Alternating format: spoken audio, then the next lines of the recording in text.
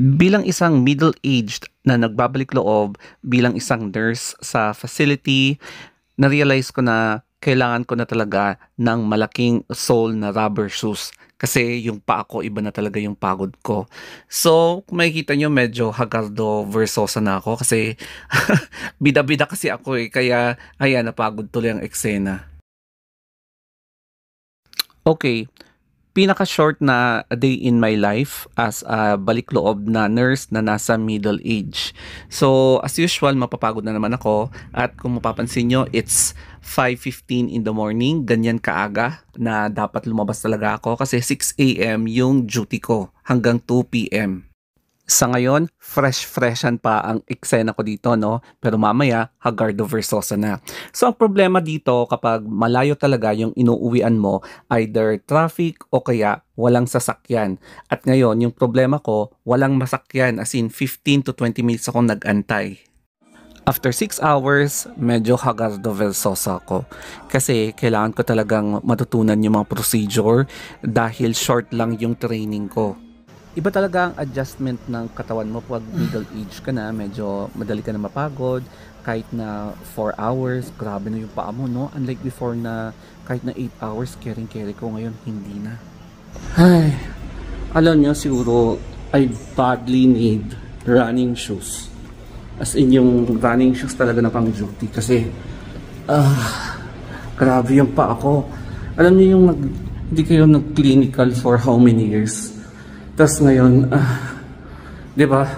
So, patapos na yung shift ko and kailangan ko nang ipahinga itong paa ko kasi alam niyo naman, middle age na ako.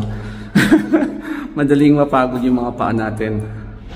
Bale, nag-canvas ako ng mga running shoes. Pumapalo siya ng, yung cheapest is 2,000 to 2,500 pesos. So, hindi ko alam kung magkano yung price doon sa SM kasi SM pa lang ako hindi naka-canvas.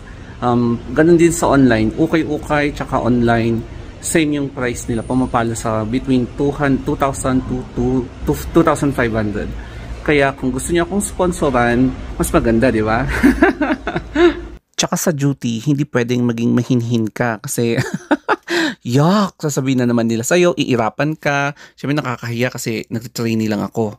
Yung pagod ko ngayon, alam mo yung feeling na nagangbang ka ng mga ilang na-harvat mo, tapos sabay-sabay. Ganun yung feeling ko, tapos binuka-buka yung hita mo. Parang ganun yung feeling ko ngayon. Ganun ka-haggard after duty. Kasi nga ngayon lang ako bumalik and hindi pa nag-a-adjust yung katawan ko. I only have 5 weeks na mag-train dito, so kailangan ko talagang bilisan na matuto at i-master yung mga routines. Kasi walang assurance na makukuha ako sa work na yon and kailangan ko rin mag-float ng resume sa ibang hospital, no? Kasi kailangan din natin ng pera and wala akong pera. So, ito ngayon yung ginagawang ER ng Baguio Gen. So, yan yung bagong ER nila. Nagpapasalamat ako kasi wala namang attitude na mga staff, willing naman sila and mababait sila. Tapos tinuturo talaga sa akin lahat ng mga pwedeng maituro hanggang sa ma-master ko yung mga routine. From here sa harap ng Baguio General Hospital na emergency room, magabang tayo ng jeep papunta doon sa session. Then from session, dadaan tayo sa Burnham Park and from Burnham Park, doon na sa paradahan papuntang Trinidad. So, ang daming tao dito sa Burnham, no? Kasi undas. Ayan. Ang daming mga bakasyonista. So, maglalakad muna tayo dito ngayon kasi malapit yung paradahan yung papunta sa amin dito sa Burnham. Currently, close yung Burnham Lake kasi ongoing yung rehabilitation. So, makikita nyo ganyan. Kaya, walang nagbo-boat ngayon. Kaya tingnan niyo yung mga boat dito, nakatambay lang sila. Kailangan kong bilisan kasi medyo makulimlim at baka uulan siya, no? As you can see. Kaya sa totoo lang, no, mamamurder na naman yung paa ko. Kasi walang hanggan ng paglalakad ang ginagawa ko. O, di ba? So, buti na lang, ang sarap ng simoy ng hangin. So, tatanggalin ko na yung mask ko. Check natin kung magkano yung rehabilitation na to. So, nakalagay sa karatula. Close up natin yung zoom. Tingnan natin. The cost of rehabilitation is 98 million. Ayan. So, by tourism infrastructure. So ayan yung cost niya. O di ba ang laki? 98 million.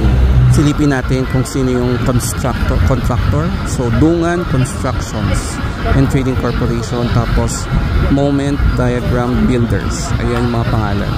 Feeling ko uulan na talaga, no? Kaya dalian ko na lang maglakad kasi kasi wala akong payong. At eto na nga, napagod na naman ang paa natin. Walang kamatayang paglalakad. So, nandito na tayo sa harap ng City Hall at andito yung paradahan namin papunta sa Trinidad. And it will take me 30 to 45 minutes. Kaya that's it guys. Next time maghahanap tayo ng rubber shoes na running shoes kasi yun ang next project ko para hindi ako masyadong mapagod. Kasi yung mga ibang staff, yun yung mga suot nilang iba. And according sa kanila, mas comfy yung ganong sapatos. So that's it guys.